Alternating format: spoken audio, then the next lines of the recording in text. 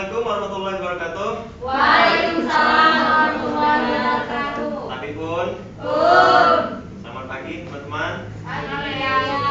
Ya walaupun tahu saya di siang, mengapa saya menjawabnya selamat pagi? Karena saya merasa hari-hari saya di siang hari, di malam hari, walaupun di sore hari pun saya terlalu tetap merasa pagi.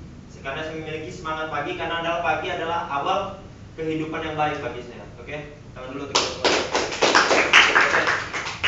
Sebelum saya menjelaskan tentang presentasi yang akan saya jelaskan, saya menanyakan dulu kabar teman-teman semua. Bagaimana kabar-kabarnya? Mbak sendiri gimana kabarnya? Alhamdulillah baik. Alhamdulillah. Yang lainnya baik semua ya? Baik. Baik. Saya akan menjelaskan presentasi saya hari ini adalah komunikasi yang efektif.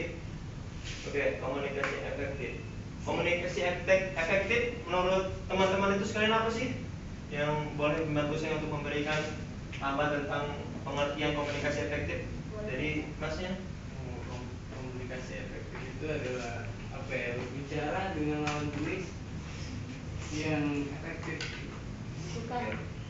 Baik teman, ini mbaknya ada yang bisa menambahkan? Berbicara dengan pihak lain, saling bertukar pikiran, ide yang menghasilkan suatu tujuan yang sama.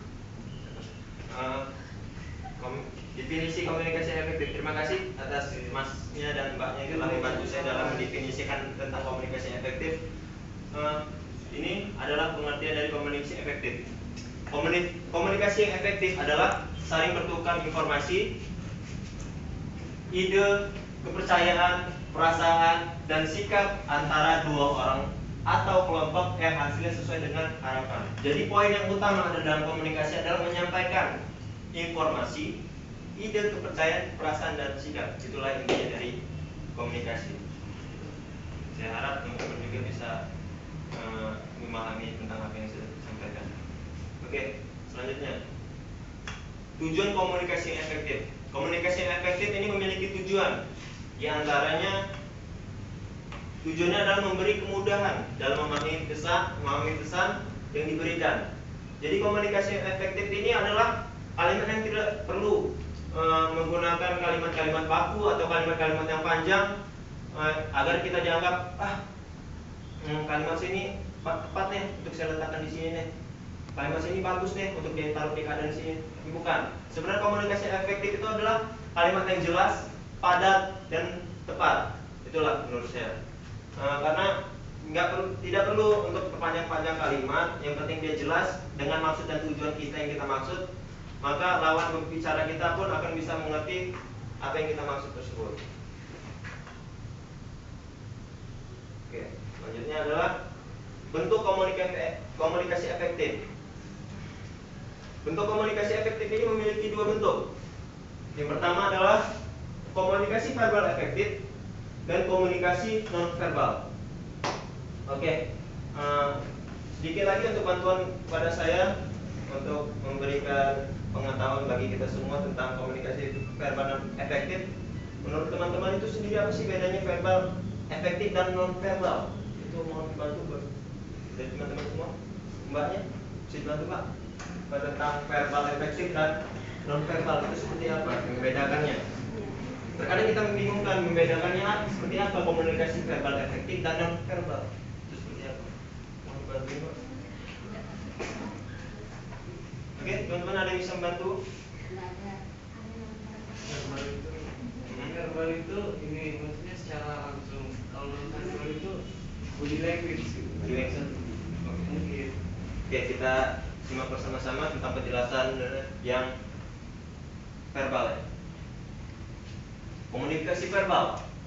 Komunikasi verbal adalah dengan cara berlangsung secara timbal balik.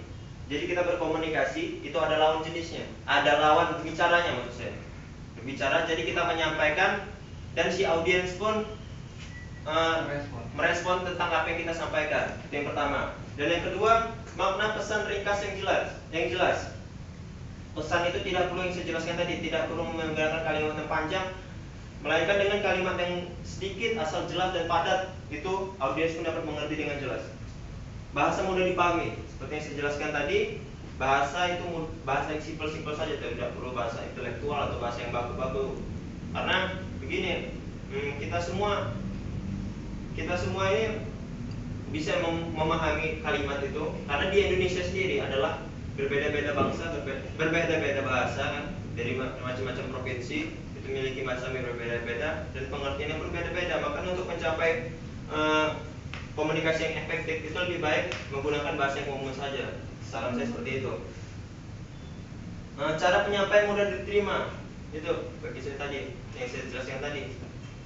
Lebih baik penyampaiannya yang mudah-mudah saja, yang ringan-ringan saja, agar orang lain pun dapat mengerti apa yang kita maksudkan dan yang kita jelaskan. Disampaikan secara tulus. Jadi apabila kita menyampaikannya dengan rasa tulus, maka audiens pun dapat merasakan apa yang kita rasakan, gitu ya. Jadi kita menyampaikannya dengan tulus. Audiens pun juga akan merasa senang apa yang kita sampaikan. Oke, mungkin ini poin-poinnya bisa teman-teman lihat untuk mempersiapkan.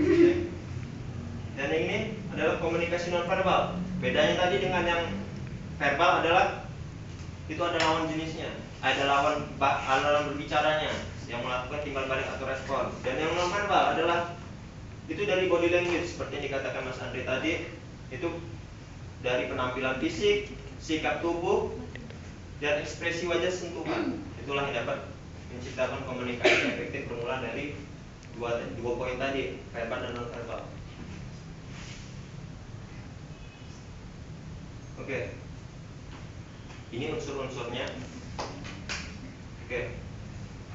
Baik, itu saja yang dapat saya sampaikan.